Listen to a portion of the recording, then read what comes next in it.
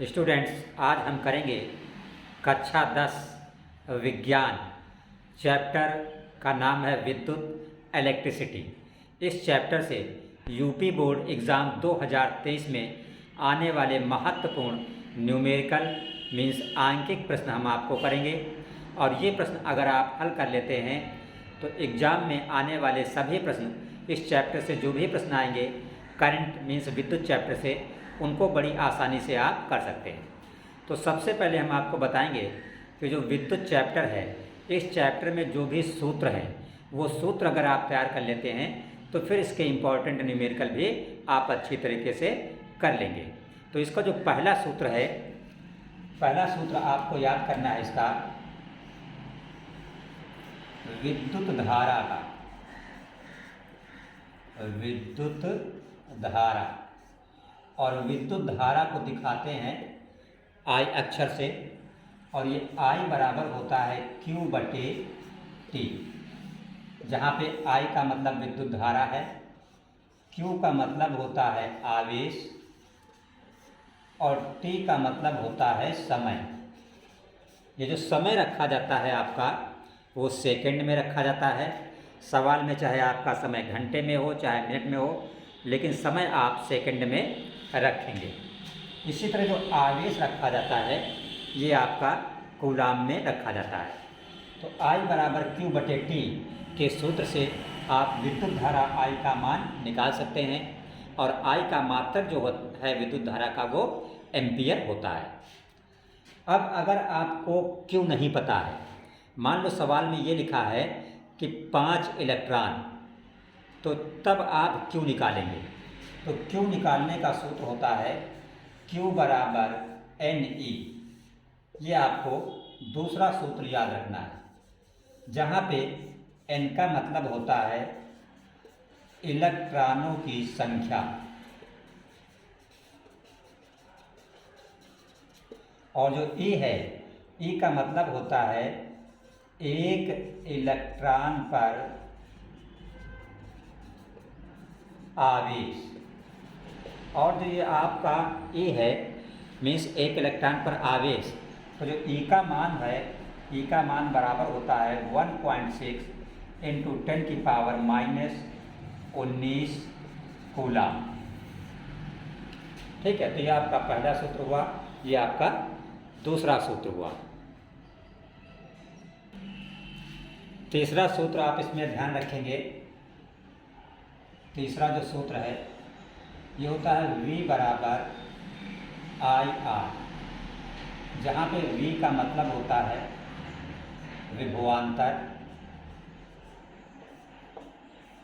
I आप जानते हैं, I का मतलब होता है विद्युत धारा, और जो R है, R का मतलब होता है चालक तार का प्रतिरोध। R का मतलब क्या होता है? चालक तार का प्रतिरोध, और हमने बताया था इसका मात्रक होता है ओम।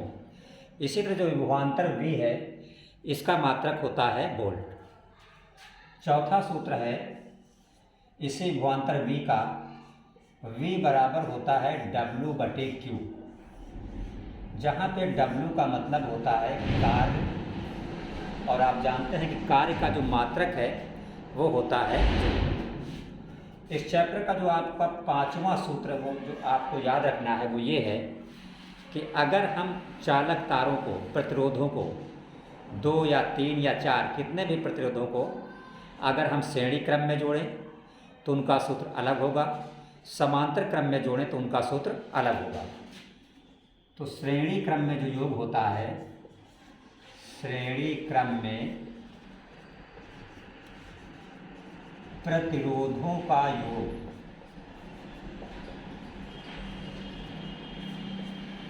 R बराबर होता है R1 + R2 + R3 + dash Rn, जहाँ पे R का मतलब है चालक तार का कुल प्रतिरोध।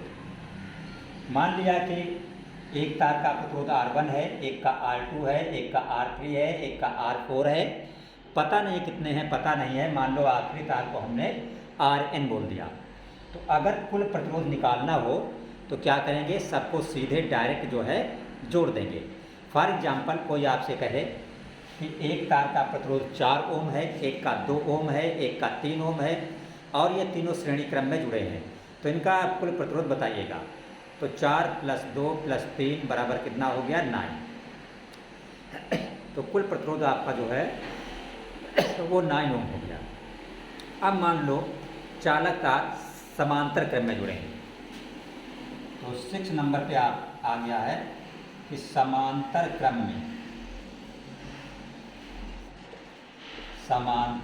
में कुल प्रतिरोध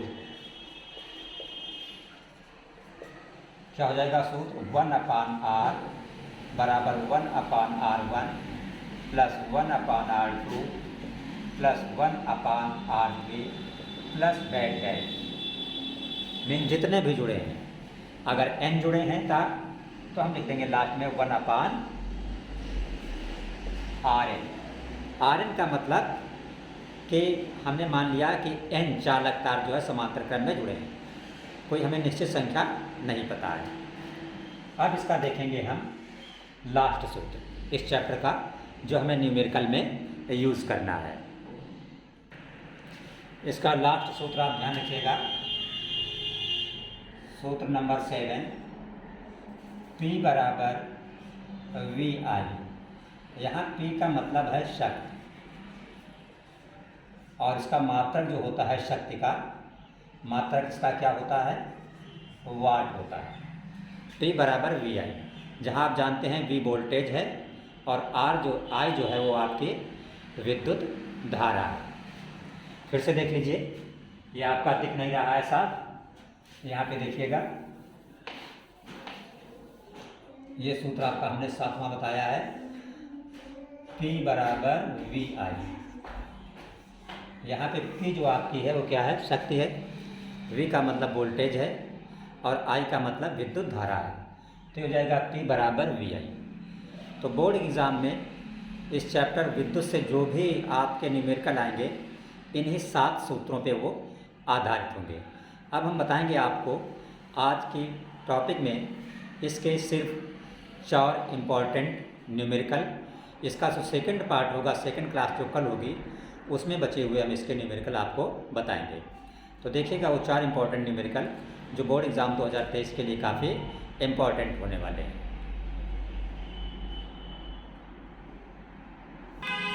देखिए पहला क्वेश्चन आपका है, लिखा है 1 किलोवाट घंटा में कितने जूल होते हैं। यहाँ पे आपके 4 ऑप्शन दिए हैं, इनमें से कौन सा आपका ऑप्शन सही है आपको बताना है। तो क्या पूछ रहा है? 1 किलोवाट घंटा में जूल, तो 1 किलोवाट KWH, इसको पढ़ते हैं किलोवाट घंटा। तो 1 किलोवाट में होते हैं 1000 वाट, तो लिख दिया हमने 1000।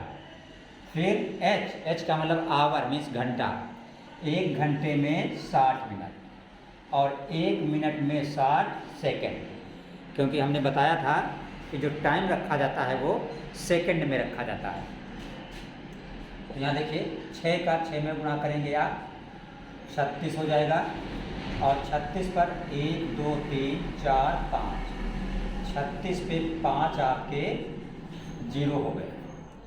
अब आप इसमें देखिएगा, इसमें आपको कहीं दशमलव नहीं दिख रहा है, तो जिस संख्या में दशमलव कहीं न दिखे आप ये मान के चलना कि उसमें दशमलव सबसे किनारे लास्ट में बैठा हुआ है।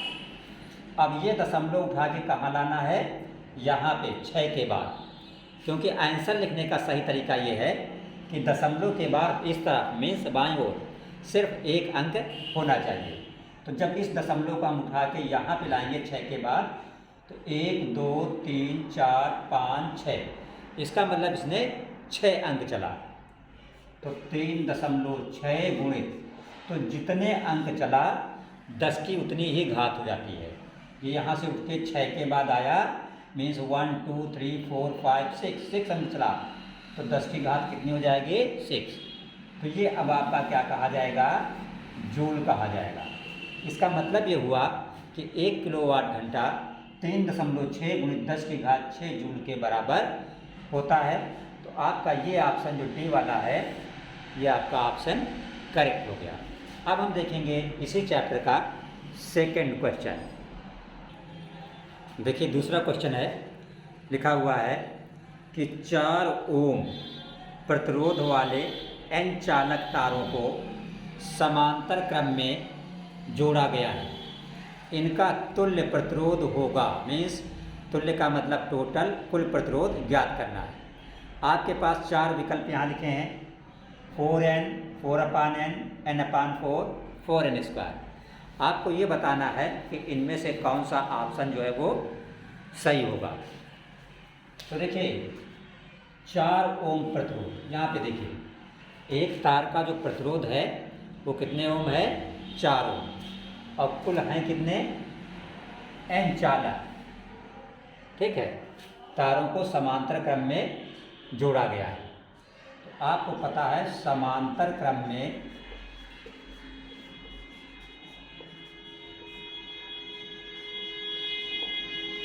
कुल प्रतिरोध, समांतर क्रम में कुल प्रतिरोध जो निकाला जाता है उसका सूत्र ये है, 1/r बराबर 1/r1 plus 1/r2 plus 1/r3, जितने भी लगे। ठीक है, लेकिन यहाँ पे पता है अगर मान लो 3 है तो 1, 1, 2, 1, 3, और सबका प्रतिरोध कितना है, 4 ओम। तो यहाँ पे 1 R1 की जगह पे 4, R2 की जगह पे भी 4, R3 की जगह पे भी 4, तो 1, 1, 2, 1, 3, कितना हो गया, 3/4 ओम। ये 3/4 कब आया, जब हमने माना कि 3 प्रतिरोध जुड़े हैं। तो जब 3 जुड़े हैं तो 3/4, इसका मतलब अगर 5 जुड़े होते तो 5/4। तो कितने जुड़े हैं, n चालक तार जुड़े हैं, तो इसका मतलब 3 जब क्या हो जाएगा, n हो जाएगा, तो बराबर n/4। ये आपका आंसर हो जाएगा। इस चीज़ को फिर से आप समझिएगा, समांतर क्रम में जो कुल प्रतिरोध निकाला जाता है वही सूत्र से 1/r1, 1/r2, 1/r3। लेकिन यहाँ पे R1, R2, R3 अलग अलग नहीं है, यहाँ पे हर तार का प्रतिरोध क्या है, 4 ओम है। इसका मतलब R1 की जगह पे भी 4, R2 की जगह पे भी 4, R3 की जगह पे भी 4। तो एक जब हर बराबर है नीचे से, तो 1, 1, 2, 1, 3, 3/4 हो गया। तो जब 3 प्रतिरोध हमने लिए, 1, 2, 3, तो 3/4। अगर हम 4 लेते तो 4/4, 5 लेते तो 5/4। इसका मतलब अगर n लेंगे तो 3 की जगह पे क्या आ जाएगा, n आ जाएगा। तो क्या हो जाएगा आंसर, n/4। इसलिए सी वाला विकल्प जो है ये हमारा क्या है, सही है। अब हम देखेंगे इसका थर्ड क्वेश्चन। देखिए तीसरे क्वेश्चन में आपसे पूछा जा रहा है कि 1 कूलाम आवेश में इलेक्ट्रॉनों की संख्या कितनी होगी। तो इलेक्ट्रॉनों की संख्या को दिखाते हैं स्मॉल n से। स्मॉल n हमसे पूछा जा रहा है और आवेश कितना है, 1 कूलाम। तो आवेश को किस अक्षर से दिखाते हैं हम, Q से दिखाते हैं। इसका मतलब जो Q है ये हमारा है 1 कूलाम। Q दिया है इस सवाल में 1 कूलाम, और इलेक्ट्रॉनों की संख्या n जो है ये हमें निकालना है। तो हमने एक सूत्र बताया था आपको Q और n के बीच संबंध वाला। तो वो सूत्र क्या होता है, Q बराबर NE। अब हमें n निकालना है तो E हटेगा तो कहाँ जाएगा, Q के नीचे जाएगा। तो यहाँ से n बराबर क्या हो गया, Q/E। तो n बराबर Q, Q की जगह पे 1 रख देंगे, बटे नीचे क्या है, E। E का मतलब होता है इलेक्ट्रॉन का आवेश, और E का मान अभी हमने बताया था 1.6 × 10⁻⁻19 होता है।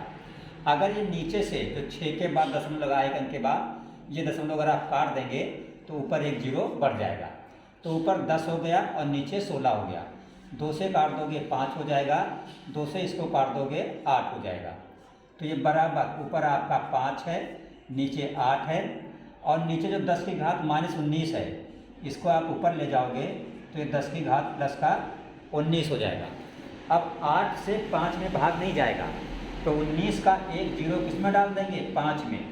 तो ये आपका 5 क्या हो जाएगा, 50 हो जाएगा, और नीचे क्या बचा, 8। और जब 19 का एक जीरो हमने इसमें डाल दिया है तो जहाँ पे 19 है वहाँ पे क्या हो जाएगा, 18 हो जाएगा। अब 8 से जब आप 50 को भाग कर देंगे तो कितना भाग आएगा, 6.25 आएगा, ये गुणित 10 की घात 18। ये आपका n निकल आया। n का मतलब इलेक्ट्रॉनों की संख्या। यही आपका क्या हो गया, आंसर हो गया। अब हम देखेंगे आज की क्लास का लास्ट क्वेश्चन, क्वेश्चन नंबर 4। देखिए क्वेश्चन आपका लिखा हुआ है, दिए परिपथ में 1.5 एम्पियर की धारा बह रही है। नंबर 1, परिपथ में R प्रतिरोध R का मान ज्ञात करना है। और नंबर 2 पे लिखा है A और B के बीच विभवांतर ज्ञात करना है। तो हमने आपको थ्योरी में पढ़ाया है कि जब कुछ चालक तार श्रेणी क्रम में जुड़े होते हैं तो उनमें बहने वाली धारा का मान समान होता है। जैसे 1.5 एम्पियर की धारा है तो इसमें भी 1.5 एम्पियर होगा, इसमें भी 1.5 एम्पियर होगा और इसमें भी 1.5 एम्पियर होगा, क्योंकि सभी चालक तार श्रेणी क्रम में जुड़े हुए हैं। तो हमें निकालना क्या है, प्रतिरोध R निकालना है। तो आप जानते हो V बराबर सूत्र होता है IR। R निकालना है, क्या निकालना है, R। तो I कहाँ जाएगा, I चला जाएगा V के नीचे। इसका मतलब R बराबर आपका बन जाएगा V बटे I। और इस सवाल में जो V है वो आपका है 3 वोल्ट। तो V की जगह पे 3 बटे I, धारा है 1.5 एम्पियर, तो I की जगह पे आप रखोगे 1.5। नीचे देखिए एक अंक के बाद दशमलव है, अगर ये दशमलव काट देंगे आप तो यहाँ पे 0 आ जाएगा। तो 15 एकम 15, 15 दूना 30, इसका मतलब R बराबर हो गया 2। R क्या है, प्रतिरोध, और प्रतिरोध का मात्रक होता है ओम। ये आपका पहला आंसर आ गया। ठीक, फिर क्या पूछ रहा है, A व B के बीच विभवांतर, दूसरा पार्ट। तो दूसरे पार्ट का आप आंसर देखिएगा, विभवांतर पूछ रहा है A व B के बीच, A और B के बीच विभवांतर। तो विभवांतर का सूत्र V बराबर क्या होता है, IR। तो यहाँ पे I की जगह पर जो 1.5 है 1.5 ही रखा जाएगा। I R के बीच कोई निशान नहीं, इसका मतलब गुणा का निशान R। ये देखिए R क्या है, A और B के बीच का कुल प्रतिरोध। तो A और B के बीच प्रतिरोध देखिए, ये 3 ओम, ये 3 ओम है, ये 4 ओम है, 4 3 7, और ये वाला जो R निकला है 2 निकला। तो 3 2 5 4 9, R टोटल कितना है 9 ओम। कैसे 9 आया, ये 3 है, ये 4 है, 4 3 7, और R का मान निकला है 2, तो 7 2 9। तो 15 को आप 9 से गुणा करेंगे तो आएगा 135। और यहाँ पे एक अंक के बाद दशमलव है, तो एक अंक के बाद दशमलव लगा देंगे, यह आपका आ गया V। तो आंसर क्या आ गया कि जो A और B के बीच विभवांतर है वो आपका है 13.5 वोल्ट। चैनल को सब्सक्राइब अवश्य करें ताकि बोर्ड एग्जाम 2023 के इम्पॉर्टेंट क्वेश्चन की सीरीज़ आप तक आसानी से पहुंचती रहे। कल की क्लास में हम करेंगे इसी चैप्टर के कुछ और महत्वपूर्ण प्रश्न।